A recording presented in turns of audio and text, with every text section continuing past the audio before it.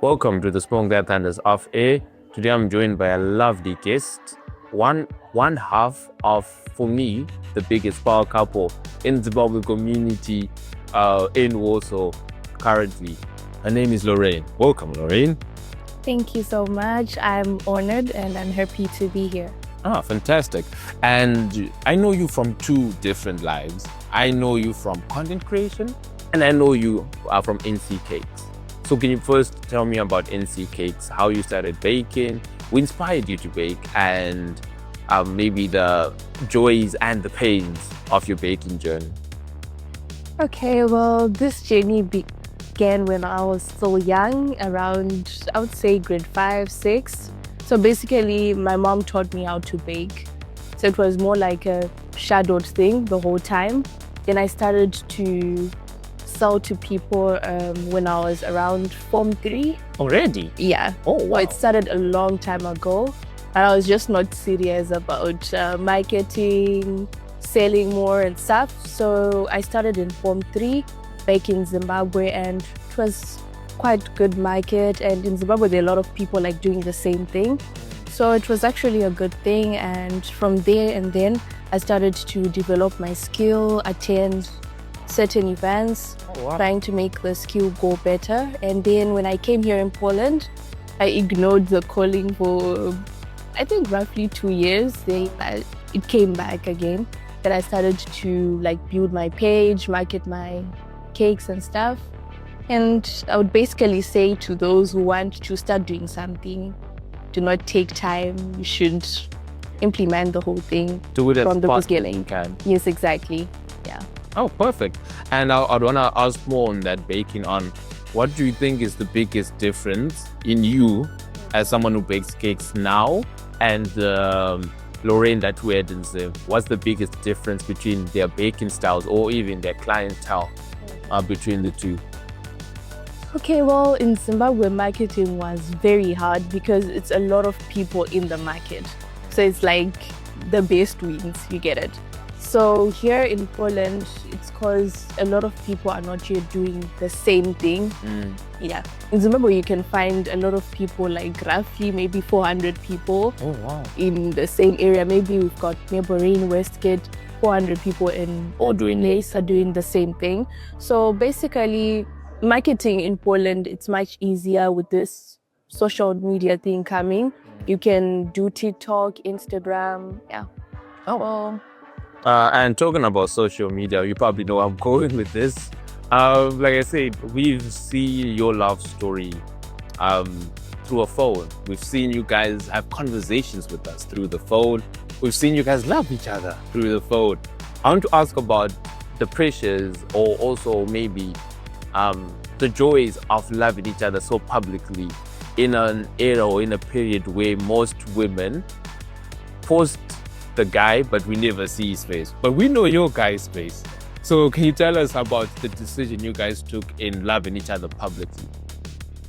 okay, so this thing started off as a joke. Yeah. Because mostly we started by doing maybe dancing videos and then we'd just post. So I feel like we started off as people who were just having fun. We didn't have the intention to like make a lot of people see the TikToks or the... So it was basically us having like fun moments and stuff. So yeah, there's no pressure, honestly, because it started off on a line where we were just having fun, taking photos, and I was comfortable posting him because he's someone that I feel comfortable around, should I say. Oh, yeah? So yeah. It's the love of your life. Yes. That is good to see. And also talking about content and the ability to create content. When did you start creating content? Because you said you weren't really using social media business-wise when you're in Zimbabwe. So when was the time when you decided that I'm gonna create content?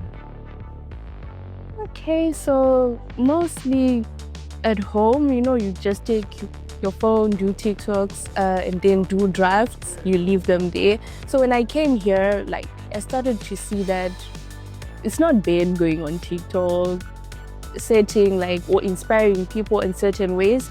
For instance, I would give an example where like I'm someone who likes motivating people. but I don't like speaking too much.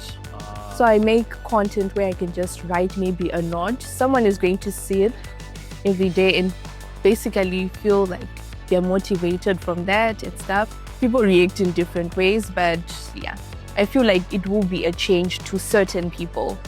And doing like couple content, it's also good. It's a good thing. And yeah. And whose idea was it to start the couple content? Was it your idea or was it Manu's idea? At first it was my idea. Yeah, I thought as much. I thought as much. Then he was like, I like this and stuff. And people were commenting and we ended up embracing and ended up having a family on TikTok. Oh, lovely. So people actually come to inbox, talk to us, and you realize that sometimes going on social media is also a good thing because you get to network with other people. And you also get relatives, like they are not your blood relatives, but you get family. You get your own family. Yes, exactly. That's so wonderful and refreshing to hear. Then my last question would be, considering this event, we had the cupcakes. They were amazing, by the way, which I already knew they were going to be amazing. But what message that you got from this conference or this event that you'd like to share to our viewers at home? Okay, I learned a lot from today, and I would love to say to young ladies or like males out there that let us focus on our health.